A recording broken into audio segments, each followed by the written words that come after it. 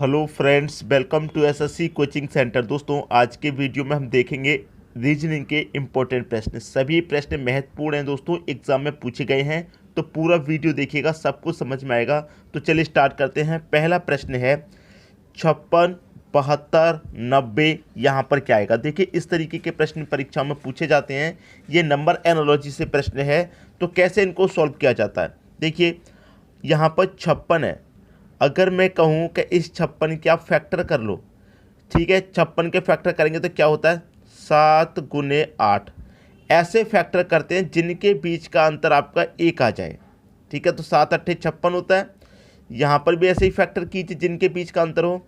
तो आप करेंगे 8 गुने 9, इनके बीच का अंतर भी 1 ही है, 8 9 72 होता है। इसके फैक्टर भी ऐसे ही कीजिए जिसके बीच का अंतर 1 हो। तो आप कहेंगे 9 गुने 10 करिए, 9 का मल्टीप्लाई 10 से करेंगे 90, और इनके बीच का अंतर भी 1 ही है। तो यहाँ पर किन संख्याओं का फैक्टर आएगा। देखिए, आसान है। जो यहाँ पर लास्ट है वो यहाँ पर फर्स्ट, जो यहाँ पर लास्ट वो यहाँ पर फर्स्ट, जो यहाँ पर लास्ट वो यहाँ पर फर्स्ट हो जाएगा, ठीक है। अब देखिए, जो पहले 7 था उसकी अगली संख्या से मल्टीप्लाई, 8 की अगली संख्या से, 9 की अगली संख्या से, तो 10 की अगली संख्या से मल्टीप्लाई हो जाएगा। और इनके बीच का अंतर भी कितना हो जाएगा, 1 आ जाएगा। और 10 का मल्टीप्लाई 11 से हो जाएगा, तो यहाँ पर कितना जाएगा 110। 110 दे रखा है डी ऑप्शन में। ये आपके प्रश्न का बिल्कुल सही आंसर हो जाएगा। उम्मीद करूंगा सभी को प्रश्न अच्छे से समझ में आ गया है। अब देखेंगे अगला प्रश्न। अगला प्रश्न है 30 है, 16 है, 24 है, यहाँ पर क्या आएगा। 30 से 16 बनाइए आप।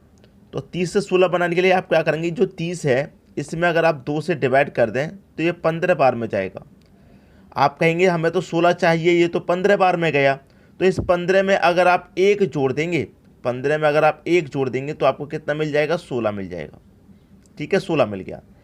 पहली संख्या में 2 से डिवाइड किया, 15 बार गया, उसमें 1 जोड़ा तो 16 मिल गया। उसी तरीके से यहाँ पर 24 है, इसमें भी 2 से डिवाइड करेंगे, कितनी बार जाएगा, 12 बार जाएगा। भाई यहाँ गया था 15 बार में, यहाँ गया 12 बार में। यहाँ 1 जोड़ा तो यहाँ पर भी आप 1 जोड़ दीजिए, कितना हो जाएगा 13। 13 दे रखा है बी ऑप्शन में। ये आपके प्रश्न का बिल्कुल सही आंसर हो जाएगा। क्लियर दोस्तों, सभी को समझ में आ रहा है। अब देखेंगे अगला प्रश्न। अगला प्रश्न है 8 है, 9 है, 25 है, यहाँ पर क्या आएगा। अगर आपको स्क्वायर और क्यूब की जानकारी है ठीक से तो आप पहचान लेंगे। देखिए कैसे, अगर आप पर देखें 8 लिखा हो तो 8 को क्या लिख सकते हैं, 8 क्या होता है आपके 2 का क्यूब। और 9 क्या होता है, ये होता है 3 का स्क्वायर। और 25 क्या होता है, ये होता है आपका 5 का स्क्वायर। इतना तो आप पहचान लेंगे, यहाँ तक किसी को कोई समस्या नहीं। तो यहाँ पर क्या आएगा, अब मैं यहाँ पर आपको ठीक से जानकारी देना चाहता हूँ कि यहाँ पर 2 का क्यूब है, यहाँ पर 3 का स्क्वायर, यहाँ पर 5 का स्क्वायर। अगर आप संख्याओं को ध्यान से देखेंगे तो आपको पता लगेगा कि यहाँ पर जो बेस है उसको यहाँ पावर बना दिया, और यहाँ जो पावर था उसको बेस बना दिया। ध्यान से देखेंगे, जो बेस है उसे पावर बना दिया, और जो पावर थी उसको बेस बना दिया। उसी तरीके से हम क्या करेंगे, यहाँ पर जो पावर है उसे बेस बना देंगे, और जो बेस है उसे पावर बना देंगे, ठीक है। तो 2 की पावर 5 का मान कितना होता है भाई, 2 की पावर 5 का मान होता है 32। 2 की पावर 5 का मान 32 होता है। तो 32 दे रखा आपके पहले ही ऑप्शन में। ये आपके प्रश्न का बिल्कुल सही आंसर हो गया। क्लियर दोस्तों, सभी की समझ में बात आ गई। अब देखेंगे अगला प्रश्न। अगला प्रश्न है आपका 81, 121, 49, यहाँ पर क्या आएगा। मैंने कहा था स्क्वायर और क्यूब की जानकारी आपको होनी चाहिए। 81 क्या होता है, 9 का स्क्वायर। 121 क्या होता है, 11 का स्क्वायर। 49 होता है 7 का स्क्वायर। अब यहाँ पर आप देखिए 2 ही संख्या स्क्वायर में, देखिए सभी संख्या स्क्वायर में है। ये 62 किसी भी संख्या का स्क्वायर नहीं है, तो ये ऑप्शन नहीं होगा। 52 भी किसी संख्या का स्क्वायर नहीं है, ये भी ऑप्शन नहीं होगा। 81 भी स्क्वायर होता है, 100 भी स्क्वायर होता है। इन दोनों में से कोई एक आंसर आएगा, लेकिन कौन सा आएगा इस चीज़ को पहचानिए। पहले क्या था, 9 का स्क्वायर, 9 के बाद 11 हुआ, मतलब 9 में 2 जोड़ के स्क्वायर किया।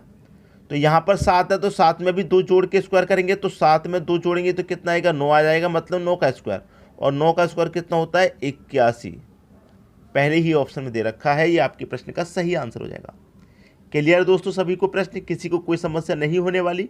अब देखेंगे अगला प्रश्न। अगला प्रश्न है 24, 36, 52, यहाँ पर क्या आएगा। 24 से 36 बना दीजिए। 52 से आप संख्या फाइंड कर लेंगे अगर आपने 24 से 36 बना दिया तो। अब देखिए 24 से 36 कैसे बनाएंगे आप। सबसे पहले तो अगर आप 24 में कितना जोड़ेंगे 36 हो जाए, आप कहेंगे सर 12 जोड़ दीजिए। तो 52 में 12 जोड़ूंगा तो 64 होता है, लेकिन 64 ऑप्शन में नहीं है। क्या तरीका है उसे सीखिए। 24 है, अगर आप इस 24 को 2 से डिवाइड करें तो कितनी बार में जाएगा, आप कहेंगे सर 12 बार में जाएगा। ठीक है, 12 बार में जाएगा।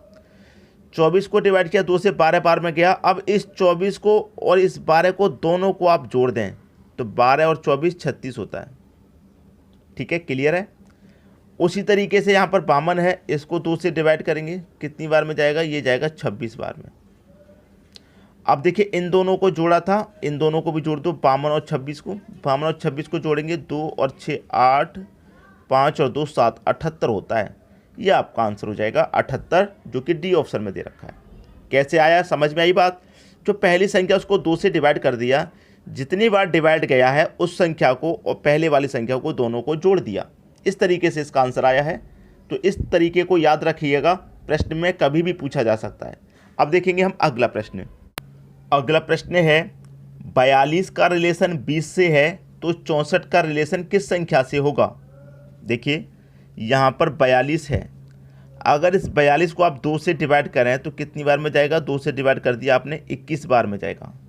लेकिन 20 बनाना है आपको, 21 नहीं बनाना। तो इस 21 में से आप 1 माइनस कर देंगे तो 20 बन जाएगा। उसी तरीके से 64 है, इसको भी 2 से डिवाइड कीजिए, कितनी बार जाएगा, 32 बार जाएगा। यहाँ पर भी 1 माइनस किया तो आप यहाँ पर भी 1 माइनस कर दो, 32 में से 1 माइनस कर देंगे तो कितना बचेगा, 31। ये आपका आंसर हो जाएगा। और आंसर आपको देख रखा है पहले ही ऑप्शन में। संख्या के बारे में सोचिए, इस तरीके के प्रश्नों की आपको प्रैक्टिस करनी होती है। आपने एक बार अच्छे से प्रैक्टिस कर ली, फिर कभी ज़रूरत नहीं पड़ती इन प्रश्नों को करने की। ठीक है, आपको हमेशा याद रहेगा ज़िंदगी भर के लिए। अब देखेंगे अगला प्रश्न। अगला प्रश्न है 170 है, 13 है, 257 है, यहाँ पर क्या आने वाला है। संख्याओं को ध्यान से देखिए, लॉजिक आपको अपने आप पता लग गया। देखिए यहाँ पर क्या है, 13। अगर आप 13 का स्क्वायर करें तो क्या होता है, 169। और यहाँ पर क्या दे रखा, 170। मतलब 13 के स्क्वायर करके उसमें अगर हम 1 जोड़ देंगे तो ये 170 नहीं हो जाएगा। तो यहाँ पर जो संख्या दे रखी है इसका स्क्वायर और प्लस 1 है। 13 का स्क्वायर किया 169 होता है, उसमें 1 जोड़ रखा है तब 170 हो रहा है। उसी तरीके से यहाँ पर जो संख्या है वो किसी संख्या का स्क्वायर है और उसमें 1 जोड़ा गया है। तो 1 जोड़ा गया मतलब क्या होगा, ये 256 होगा। और 256 में 1 जुड़ रहा है तभी तो ये 257 हो रहा है। 169 13 का स्क्वायर था, उसी तरीके से 256 किस संख्या का स्क्वायर होगा, तो 256 किस संख्या का स्क्वायर होता है, 256 होता है दोस्तों आपका 16 का स्क्वायर। क्लियर है। तो यहाँ पर कौन सी संख्या आएगी, 16 आ जाएगी। ये आपका आंसर हो जाएगा बी ऑप्शन। इस तरीके से सोचिए प्रश्न के बारे में, कभी गलत नहीं आएगा आपका आंसर, हमेशा सही आएगा। अब देखेंगे हम अगला प्रश्न। अगला प्रश्न है, इस प्रश्न की मैं बात करूं तो 90% बच्चे इस प्रश्न को नहीं सॉल्व कर पाएंगे, तरीका नहीं पता कर पाएंगे कि इस प्रश्न का क्या लॉजिक है, क्या तरीका। 90% बच्चों की बात कर रहा हूं मैं। अगर आप करना चाहते हैं तो खुद से एक बार प्रैक्टिस कर लीजिए, ठीक है। उसके बाद आंसर मेरा देखना। पहले आप वीडियो को यहीं पर पॉज करके प्रैक्टिस कर लो, क्या आंसर आ रहा है मुझे कमेंट कर दीजिए। बाद में हमारा लॉजिक देखना। 6 से 108 बनाना है आपको। जो यहाँ पर रिलेशन बन गया वही रिलेशन आप यहाँ बना देंगे। 6 से 108 बनाइए। देखिए क्या, अगर मैं 6 का मल्टीप्लाई पहले 3 से करूँ तो 18 होगा। 6 का मल्टीप्लाई मैं 3 से क्या पहले तो 18 हो गया। अब 6 का मल्टीप्लाई फिर 18 से करूँ, 6 का मल्टीप्लाई पहले 3 से क्या 18 आ गया। अब 18 का मल्टीप्लाई 6 से कर दिया तो 18 छिक्के कितना होता है भाई, 18 का मल्टीप्लाई आप 6 से कर दो, 18 छिक्का 108। उसी तरीके से ये 11 है। देखिए यहाँ 6 था, 6 का मल्टीप्लाई मैंने 3 से किया, 11 है, 11 का मल्टीप्लाई मैं 3 से कर दूँ तो 33 हो जाएगा। अब हमने क्या किया, 6 का मल्टीप्लाई यहाँ 18 से किया, उसी तरीके से 11 का मल्टीप्लाई यहाँ 33 से करेंगे तो क्या हो जाएगा, 11 त्रिक्का 33 का 3, कैरी का 3, 11 त्रिक्का 33 और कैरी का 3 36, 363 इनका आंसर आएगा।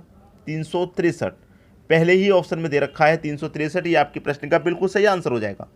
क्लियर दोस्तों, मैंने पहले ही बोला था 90% बच्चे इसको नहीं पता कर पाएंगे, लेकिन अभी सबको अच्छे से आ गया होगा। ठीक है, अब देखते हैं अगला प्रश्न। अगला प्रश्न है 37 का रिलेशन 21 से है तो 29 का रिलेशन क्या होगा।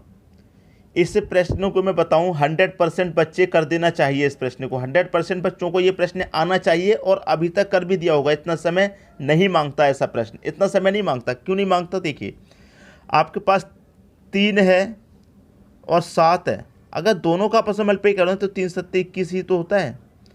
उसी तरीके से यहाँ पर 2 है, यहाँ पर 9 है। अगर दोनों का मल्टीप्लाई करें 2 9 18 होता है। सी ऑप्शन बिल्कुल सही। मैंने क्या कहा था, अब तक 100% बच्चों का आंसर आ जाना चाहिए इस प्रश्न के लिए।